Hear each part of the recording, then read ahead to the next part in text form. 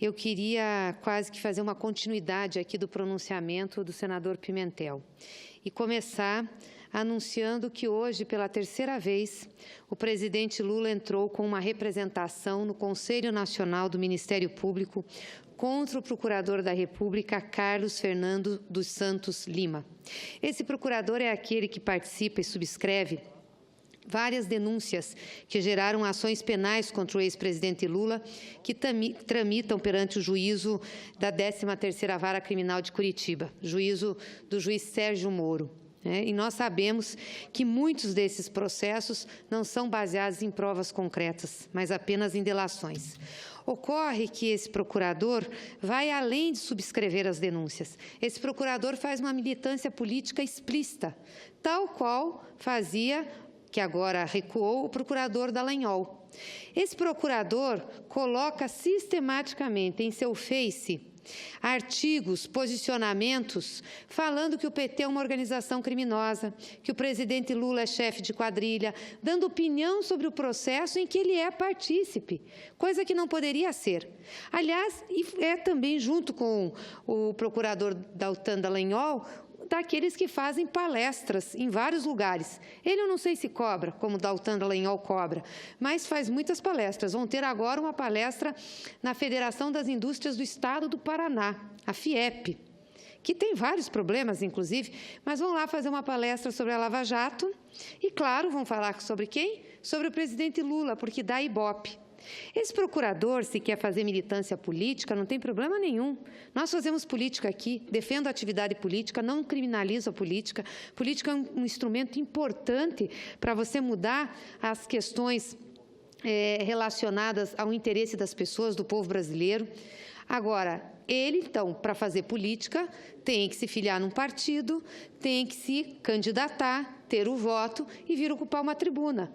O que não pode, ele ter um cargo concursado publicamente, ter estabilidade no emprego, a sua função ser jurisdicional e ele fazer discursos, inclusive divulgando a sua visão sobre os fatos e não atendo-se apenas ao processo. Então, eu gostaria muito de saber do Conselho Nacional do Ministério Público qual a medida que vai tomar, porque essa é a terceira representação que o presidente Lula faz. E até agora, o CNMP não pautou essas representações. Vai pautar quando? Nós vamos ter a mudança agora da Procuradoria-Geral. Temos uma outra indicação. Doutora Raquel Dodge, que deve vir ser sabatinada nessa casa. Ela vai assumir a presidência do Conselho. Eu gostaria muito de saber qual vai ser a posição da nova procuradora, se ela for indicada, sabatinada e aprovada pela casa. Ela vai deixar o CNMP sem tomar posicionamento sobre esse comportamento? Um comportamento que atinge o Estado Democrático de Direito? Essa é uma pergunta que tem que ser feita de forma muito clara à procuradora que vem aqui ser sabatinada. Portanto, eu queria deixar registrado nessa tribuna, senhor presidente, esse fato, mais uma vez, e pedir ou perguntar, inquirir ao Conselho Nacional do Ministério Público quando vocês vão pautar as representações feitas contra esses procuradores. Quando os senhores vão pautar? Há que ter responsabilidade, Conselho. Vocês têm que pautar, vocês estão aí para isso. Então, eu espero, sinceramente, que vocês pautem o mais rápido possível, sob pena de ferir a nossa democracia, que já vem sendo ferida. E hoje ocupou essa tribuna, senhor presidente, senhores senadores, o senador Aécio Neves, que voltou para essa casa através de uma decisão monocrática do ministro Marco Aurélio. Uma decisão correta, uma decisão baseada no que a Constituição determina em relação aos poderes da República. Ele não poderia ter sido afastado, como foi, por uma decisão também monocrática no Supremo Tribunal Federal. Nós não questionamos a legalidade da decisão que eu trouxe de volta a essa casa. Nós temos que respeitar a Constituição.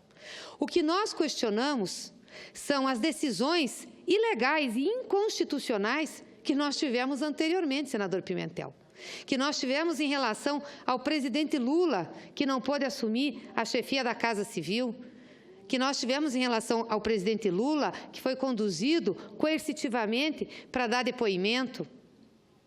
É sobre isso que nós estamos falando, a diferença de tratamento.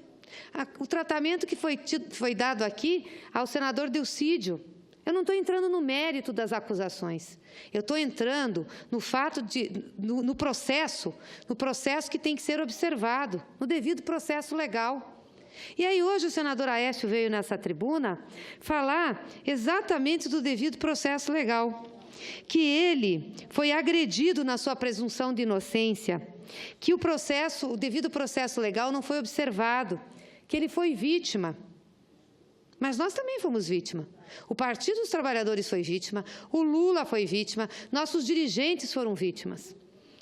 E o que mais me impressiona é que o senador Aécio, quando começaram essas denúncias, foi o que mais ocupou essa tribuna, e inclusive fiz embates com ele desse plenário, para, com o dedo em riste, acusar o PT de organização criminosa, acusar Lula de chefe de quadrilha, a dizer que o PT tinha que ser exterminado para resolver os problemas do país. Não foi nenhuma, nem duas, nem 3 vezes esses posicionamentos, senador Aécio. Tenho aqui algumas datas que eu acho que são importantes para a gente não esquecer. No dia 5 de novembro de 2014, ele subiu na tribuna desse Senado e afirmou: o PT é uma organização criminosa. No dia 1º de dezembro de 2014, fez a mesma afirmação numa entrevista a Roberto Dávila. Em julho de 2015, fez uma fala na 12ª Convenção Nacional do PSDB, com essa mesma diretriz. Em julho de 2015, novamente, concede uma entrevista ao Correio Brasiliense. Mas eu quero lembrar 2 fatos aqui, que me marcaram muito e que eu gostaria de citar os trechos que o senador falou dessa tribuna. Um foi no dia 21 de setembro de 2015, em que ele fez um pronunciamento aqui no Senado por conta da condenação, naquele mesmo dia, do tesoureiro do PT, do João Vacari Neto, pelo juiz Sérgio Moro. Ele subiu na tribuna e disse assim: vejo no senhor João Vacari apenas um elemento, uma peça de uma enorme engrenagem que se construiu e se institucionalizou no Brasil ao longo desses últimos anos. Fosse apenas a sentença que o condena a 15 anos de prisão, não viria a essa tribuna, mas fiz questão de vir para ler uma passagem da sentença do juiz Sérgio Moro. E a passagem que ele leu foi essa: não é apenas dinheiro roubado, esse pode ser de alguma forma recuperado, mas o que roubaram foi a alma dos brasileiros, foram valores, princípios e mais do que isso, a oportunidade dos brasileiros poderem ter escolhido com mais liberdade o seu destino. Senador Aécio, o Vacari foi absolvido dessa condenação agora, no dia 27 de junho de 2017, pelo Tribunal Regional Federal da 4ª Região. E foi absolvido por falta de provas, porque só tinha delação. Vossa Excelência está provando do veneno que destilou nessa tribuna.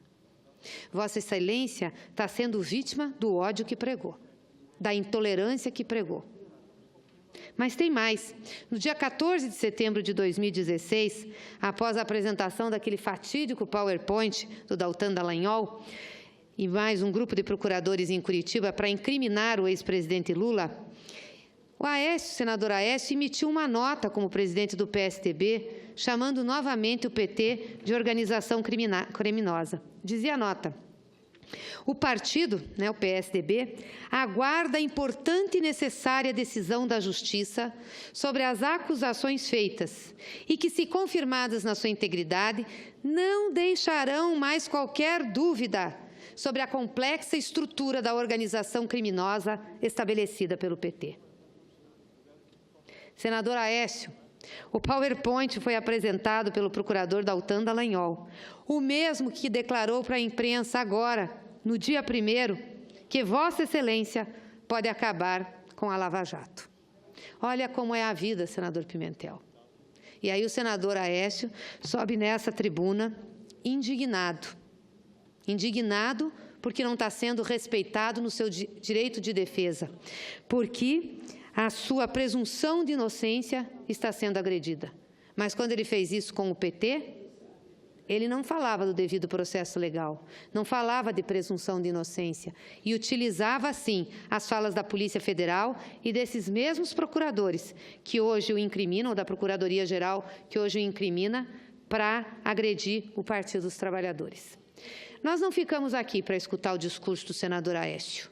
Primeiro, que nós não podíamos apartear, e segundo, que nós não temos nada que ouvir dele, a não ser que ele viesse aqui, e eu esperaria mesmo que viesse, subir a essa tribuna, pedir desculpas ao Partido dos Trabalhadores, pedir desculpas à militância do PT, pedir desculpas ao Lula, pedir desculpas ao Vacari, pedir desculpas à Dilma.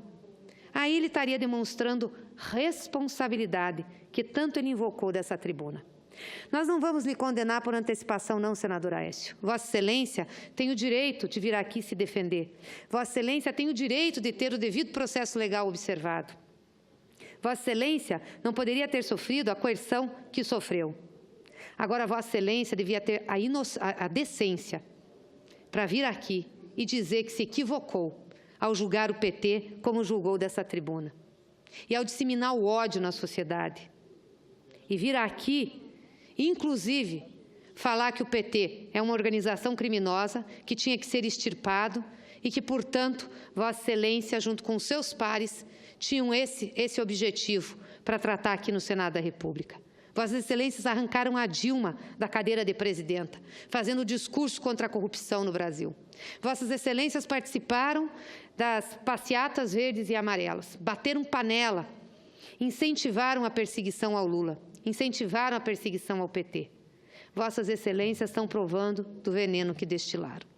Eu só tenho isso para dizer a Vossa Excelência. Não tenho nenhuma acusação a fazer, senador Aécio, porque isso tudo é responsabilidade da Justiça.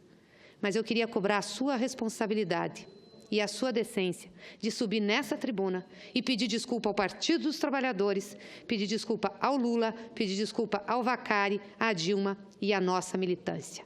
Isso era o que nós esperávamos hoje num pronunciamento de Vossa Excelência. E é isso que eu quero deixar aqui registrado. E, infelizmente, nós vivemos nesse país situações que são anômalas. Temos 2 pesos e 2 medidas. Dependendo de quem é a pessoa que é objeto de um inquérito ou de uma denúncia, o Poder Judiciário se comporta de uma forma. Se é de um determinado partido, de uma determinada classe social. Se é de um outro determinado partido, de outra classe social, se comporta de outra forma. É isso que nós não podemos aceitar, porque isso atenta à democracia, atenta ao Estado democrático de direito. Eu espero sinceramente que depois dessa decisão do Supremo Tribunal Federal, que foi resgatado o poder constitucional da separação dos poderes, a gente não seja mais surpreendidos por sentenças nesse país, seja de primeira, segunda ou terceira instância, que não observe o devido processo legal e o Estado democrático de direito. Muito obrigada, senhor presidente.